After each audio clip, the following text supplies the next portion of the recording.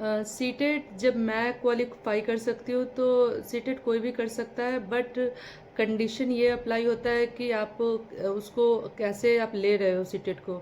उससे हवा बनाकर या बहुत प्रेशर में लेके कि नहीं मुझसे नहीं हो पाएगा, तब भी नहीं होगा सीटेट क्लियर। उसको अगर आप लाइटली ले लोगे कि नहीं मैं तो करके दिखा दूंगा, मैं 10 दिन में पढ़ के दिखा दूंगा, तब भी सीटेट क्लियर नहीं होगा। कोई भी एग्ज़ाम वैसे नहीं होता है, एक शॉर्टकट में कोई भी एग्ज़ाम क्लियर नहीं होता है। मैंने अपना तैयारी रीस्टार्ट किया है आफ्टर 10 ईयर्स। मैंने रीस्टार्ट किया है, ये मेरा सेकेंड इनिंग कहो तो जो भी हो, मैंने अपना सेकेंड इनिंग स्टार्ट किया कि नहीं मुझे एक टीचर बनना है, एक शिक्षिका बनना है स्कूल में। तो टीचर ये सीटेट एग्ज़ाम देने के लिए आपको बस अपना एक कंसिस्टेंट और थ्रू आउट सारे सब्जेक्ट्स को आप टच करो डेली। ये नहीं कि आज मैंने साइंस पढ़ा तो कल मैथ्स, परसों ऐसे सीडीपी, ऐसे नहीं है।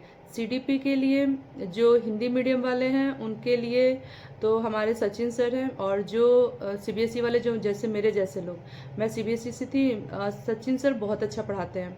बट जो कुछ टर्म्स होते हैं ना सीडीपी के टर्म्स मुझे ना क्लियर नहीं हो पा रहे थे, तो मुझे हिमांशी मैम, मैं ज़्यादा उनसे कनेक्ट कर पाई हिमांशी मैम से।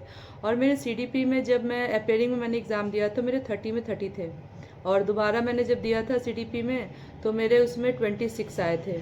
और साइंस और मैथ मेरा फर्स्ट बार जब मैं एग्ज़ाम दी थी साइंस मैथ में, तो उसमें दोनों कंबाइन करके 48 आए थे, 60 में 48 आए थे। और दोबारे में जब मैंने दिया, जब मैं इधर से TRE 4 का भी मैंने प्रिपरेशन स्टार्ट करके रखा था, तो उसका मुझे बहुत बेनिफिट हुआ और मैं 50+ लाई थी मैथ और साइंस में।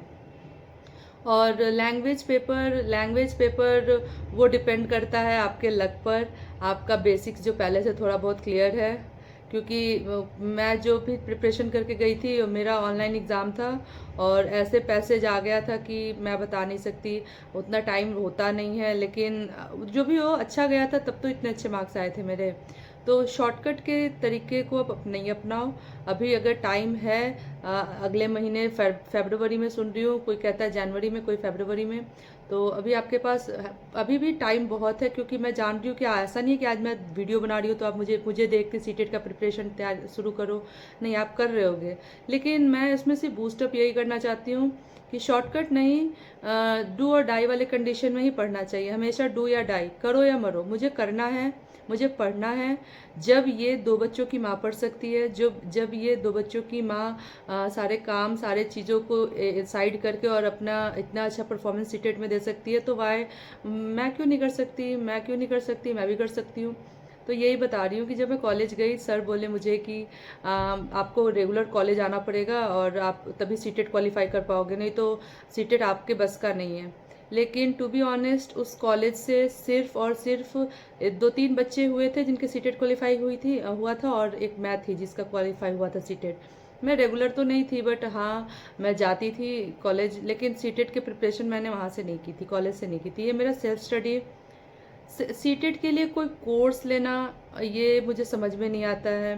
पूरा यूट्यूब भरा हुआ है सीटेट के फ्री कोर्सेज से, पूरा यूट्यूब भरा हुआ है। एक हिमांशी मैम का पूरा CDP आपको यूट्यूब पे मिलेगा। कोई मतलब आप अच्छे अच्छे यूट्यूबर्स जो पहले पुराने पुराने लोग हैं सीटेट की जो प्रिपरेशन करते हैं, उन लोगों को आप फॉलो कीजिए। सारा कंटेंट आपको फ्री मिलेगा यूट्यूब पर। कोई बोलता ये कोर्स ले लो, कोई बोलता वो कोर्स ले लो, मैंने कोई कोर्स नहीं लिया था। मैं CDP मैंने ये इनको हिमांशी मैम का फ्री कंटेंट मैंने देखा, और उसके बाद मेरा मैथ पेडागोजी था। जब मैं मैथ पेडागोजी सॉल्व करती थी, देखती थी यूट्यूब पे, मेरे आंसर्स और सर के आंसर्स कॉन्ट्राडिक्ट करते थे।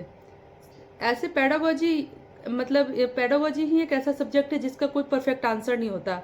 इसके अनुसार इस साइंटिस्ट, मतलब इस फिलोसफर के अनुसार ये आंसर है, उस फिलोसफर के अनुसार वो आंसर हो जाता है।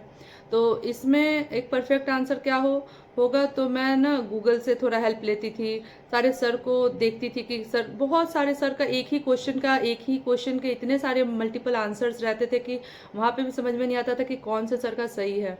तो यहाँ पर थोड़ा अपना बेसिक्स यूज़ करो, क्योंकि आप सीटेट का एग्ज़ाम देने जा रहे हो, और एक्सपीरियंस यहाँ बहुत मैटर करता है कि how to handle kid, how to handle student. अगर छोटा बच्चा है तो उसको मैथ्स का क्या बेसिक्स पढ़ाना है, और कोई बड़ा है तो उसको किस टैक्टिक्स से मैथ्स सिखाना है। तो थोड़ा यहाँ पे अपना भी आईक्यू लेवल यूज़ करना पड़ता है। तो बस यही कहना है कि शॉर्टकट में मत रहो और एक शेड्यूल बनाओ कि क्योंकि आप सीटेट पढ़ रहे हो, सिर्फ सीडीपी ही एक एक्स्ट्रा सब्जेक्ट है, क्योंकि उसके बाद जो भी है वो आप टीआरई 4 में भी आपको वही पढ़ना है। तो एटलीस्ट अभी डू और डाई कंडीशन में आप कंप्लीटली अपने आप को झोंक दो सीटेट के एग्ज़ाम के लिए। जब मैं ला सकती हूँ तो मुझे लगता है कि हर एक महिला ला सकती है सीटेट में अच्छे मार्क्स, हर एक लेडी ला सकती है सीटेट में अच्छे मार्क्स।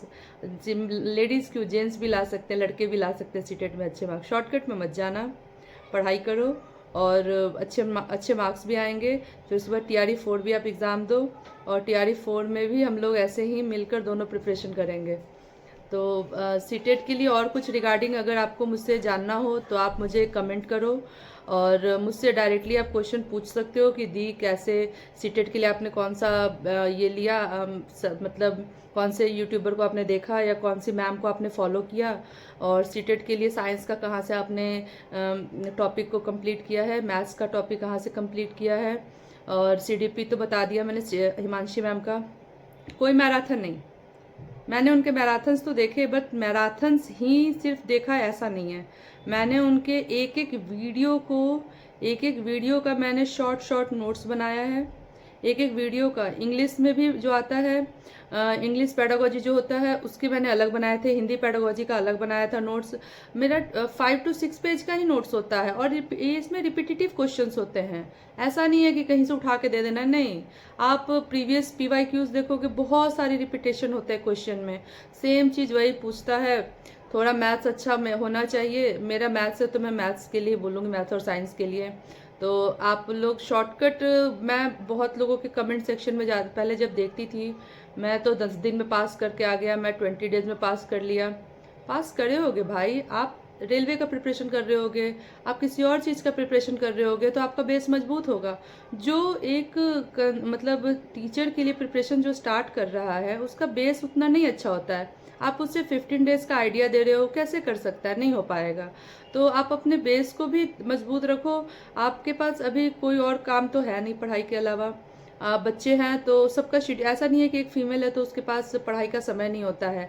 ये सारी बहाने लेडीज़ लोग बहुत बनाती है, मैं भी देखी हूँ यूट्यूब पर कि मैं लेडी हूँ, मुझे समय नहीं मिलता, मेरे बच्चे हैं, मेरे को पढ़ाई का मौका नहीं मिलता। मैं जॉइंट फैमिली में रहती हूँ, फॉर योर काइंड इन्फॉर्मेशन, मैं जॉइंट फैमिली में रहती हूँ, मेरे 2 बच्चे हैं। मुझे पढ़ने का जब टाइम मिल सकता है, सबको मिल सकता है, बट क्या रीज़न है, समय निकालने का क्या तरीका होता है, ये आप पर डिपेंड करता है। मैं चाहूँ तो 24 घंटे मैं बिजी रह सकती हूँ, कभी कपड़े, कभी ये फोल्डिंग, कभी ऊपर काम, कपड़े, झाड़ू पोछा, ये सारे काम डेली के काम हैं। क्या 2 महीने में इन कामों को थोड़ा सा साइड नहीं कर सकती? थोड़ा मैनेज कर लीजिए, वीक में 1 दिन कर लीजिए, झाड़ू डेली लगा लीजिए, मॉपिंग का काम वीक में 1 दिन कर लीजिए, कपड़े वीक में धो लीजिए, क्या ही दिक्कत पड़ता है इसमें। और घर में जितने भी आपके फैमिली मेम्बर्स है, try to make some rules that कि दो अपने छोटे छोटे काम को खुद कर लें। हर चीज़ के लिए आप अवेलेबल रहो, ये पॉसिबल नहीं है। मैंने अपना 10 ईयर्स यही करके देखा है, मैंने खुद को कम्प्लीटली डेडिकेट कर दिया था फैमिली के लिए, बट अल्टीमेटली क्या हुआ, जो इंसान अगर अपना प्रीसियस टाइम अपने यंग एज का 10 ईयर्स अपनी फैमिली को डेडिकेशन दे सकता है, लेकिन जब वो फैमिली वाले जब किसी से तुलना कर देते हैं कि देखो फलनवा की बहू, फलनवा की बेटी, फलनवा की ये वो देखो तो उसमें जॉब हो गया, ग्रुप डी में हो गया, तो आंगनवाड़ी में हो गया, तो ये हो गया, तो वो हो गया, टीचर बन गई, ये बन गई। जब कंपैरिजन होने लगता है और आपके किए हुए को आपको वैल्यू नहीं दिया जाता है, तब खटकता है कि मैंने अपना 10 साल दिया, अपने ऑनेस्टी से अपनी फैमिली को दिया, और वो लोगों ने इसको ग्रांटेड ले लिया। उन लोगों को एहसास नहीं हुआ कि मेरिट तो इसके पास भी था, बट इसने फैमिली को चूज़ किया।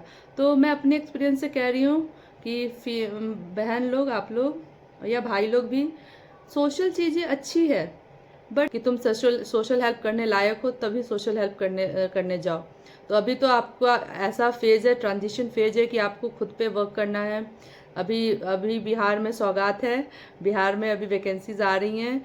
अगर मन से अगर चाहते हो तो ग्रैब करो इससे, जैसे मैंने अपना डेडिकेशन दिया है कि नहीं, मैंने सीटेट क्वालिफाई किया, मुझे anyhow I have to prove myself that कि मैं फालतू नहीं हूँ, मैं भी कर सकती हूँ जो लोग कर सकते हैं।